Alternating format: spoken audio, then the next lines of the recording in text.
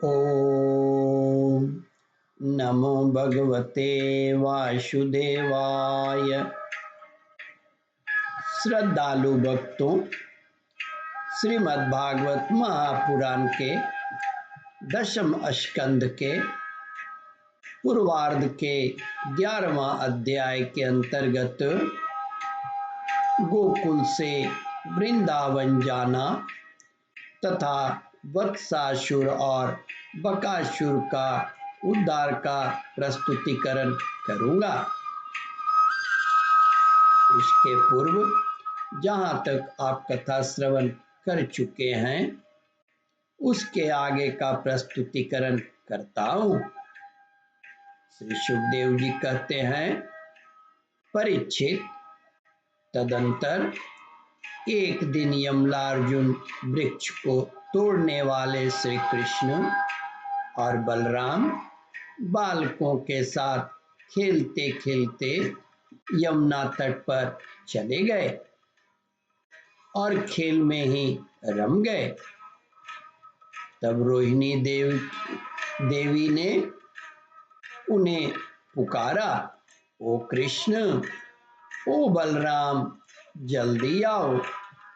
परंतु रोहिणी के पुकारने पर भी वे आए नहीं, क्योंकि उनका मन खेल में लग गया था।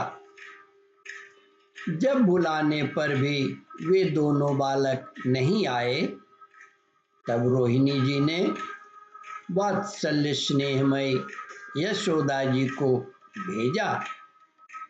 श्री कृष्ण और बलराम ग्वाल बालकों के साथ बहुत देर से खेल रहे थे।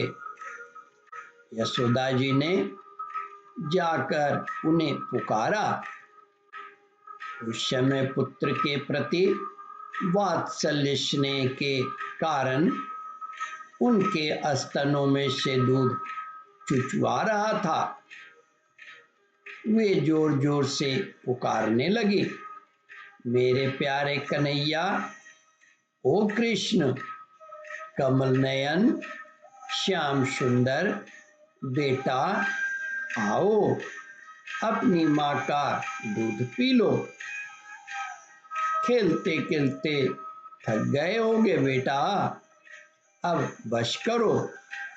देखो तो सही, तुम भूख से दुबले हो रहे हो। मेरे प्यारे बेटा राम, तुम तो समूचे कुल को आनंद देने वाले हो। अपने छोटे भाई को लेकर जल्दी से आ जाओ। देखो भाई, आज तुमने बहुत सवेरे कलेव किया था,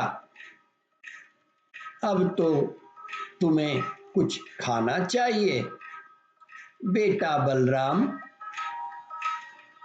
ब्रजराज भोजन करने के लिए बैठ गए हैं, परंतु अभी तक तुम्हारी बाट देख रहे हैं। आओ, अब हमें आनंदित करो। बालकों, देखो तो सही, तुम्हारे एक एक अंग धूल से लथपथ हो रहा है। आओ, जल्दी से स्नान कर लो। आज तुम्हारा जन्म नक्षत्र है। पवित्र होकर ब्राह्मणों को गोदान करो। देखो देखो, तुम्हारे साथियों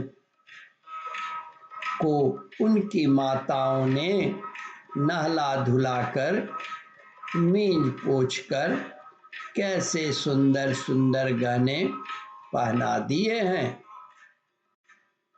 अब तुम भी नहा धोकर, खा पीकर, पहन धोकर अब खेलना।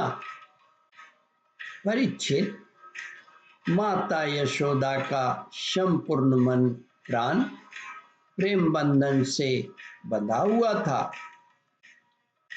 वे चराचर जगत के शिरोमणि भगवान को अपना पुत्र समझती और इस प्रकार कहकर एक हाथ से बलराम तथा दूसरे हाथ से श्री कृष्ण को पकड़कर अपने घर ले आई।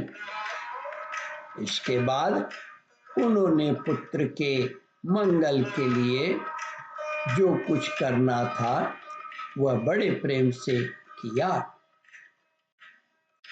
जब नंद बाबा आदि बड़े बूढ़े गोपों ने देखा कि महावन में तो बड़े बड़े उत्पात होने लगे हैं, तब वे लोग इकट्ठे होकर अब ब्रजवासियों को क्या करना चाहिए इस विषय पर विचार करने लगे। उनमें से एक गोप का नाम था उपनंद। वे अवस्था में तो बड़े थे ही, ज्ञान में भी बड़े थे।